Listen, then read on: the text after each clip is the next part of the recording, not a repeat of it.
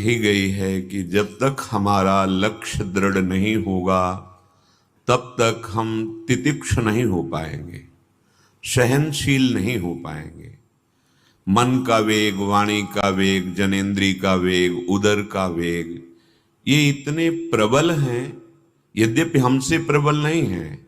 हमारे स्वरूप पर इनका कोई प्रभाव नहीं पड़ सकता, पर हम अपने स्वरूप को भूलकर देह भाव को प्राप्त होकर इनकी अधीनता बहुत जन्मों से स्वीकार किए हैं।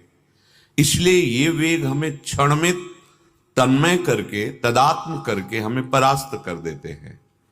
अगर इन वेगों को कोई सह सकता है तो सिर्फ भगवत प्राप्ति का लक्ष्य जिसका है, जिसको स्वरूप बोध का लक्ष्य वही सह सकता है, नहीं तो नहीं सह सकता। और जो सह गया वो महात्मा हो जाता है, हृदय उसका महान हो जाता है। जहां किंचन मात्र किसी विकार की कोई गुंजाइश ही नहीं, तो दुख परंपरा का ही नाश हो गया।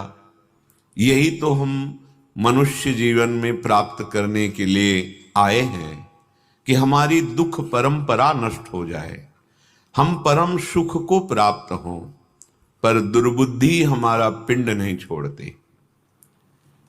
हम भगवत मार्ग के पथिक कहला कर के भी इंद्रियों की विलासता, मन की चंचलता बर्दाश्त कर लेते हैं। नहीं नहीं, इनकी चंचलता, इनकी विलासिता, यदि हम इससे गलती नहीं मानेंगे और इसे बर्दाश्त करते रहेंगे तो ये हमें कभी परमार्थ पे चलने नहीं देंगे। यही तो प्रभाव है कि कोई एक पाव भगत जिमि मोरी। कोई बिरला एक, कौन बिरला?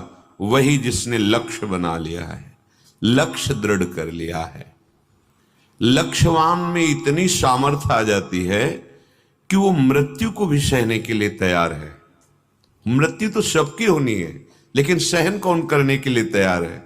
अचानक वो आती है और सब बिखर जाता है। उपासक पहले वर्ण कर लेता है। जब मृत्यु जैसे भयानक दुख का वर्ण कर लिया, फिर और दुख कैसे विचलित कर सकता है? इसका मतलब है, अगर विचलित हो रहा है कि उसका लक्ष्य भगवत प्राप्ति या स्वरूप बोध है ही नहीं, वो केवल जीने का रास्ता ढूंढ लिया। चलो भाई, ऐसे नहीं तो ऐसे जिएंगे। नहीं जी सकते। ये पाखंड का मार्ग नहीं है, दंभ का। आप अंदर से जलेंगे और आप कैसे आचरण बनेंगे जिनके द्वारा निंदा होगी आपकी और साधु समाज की। उपासक कम से कम इतनी लिहाज रखे कि हमारा मार्ग क्या है, हमारा वेश क्या है, हमारा उद्देश्य क्या है।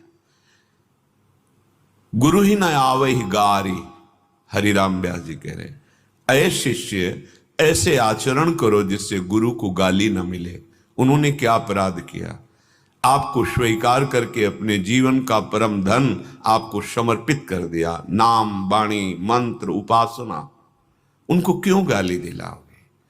आराध्य देव ने अहेतु की कृपा करके अपनाया है, क्यों उनकी कृपा को ठुकरा करके फिर माया के दलदल में फंस जाओगे, जहां फिर अनंत जन्म निकलना मुश्किल हो जाएगा। इसलिए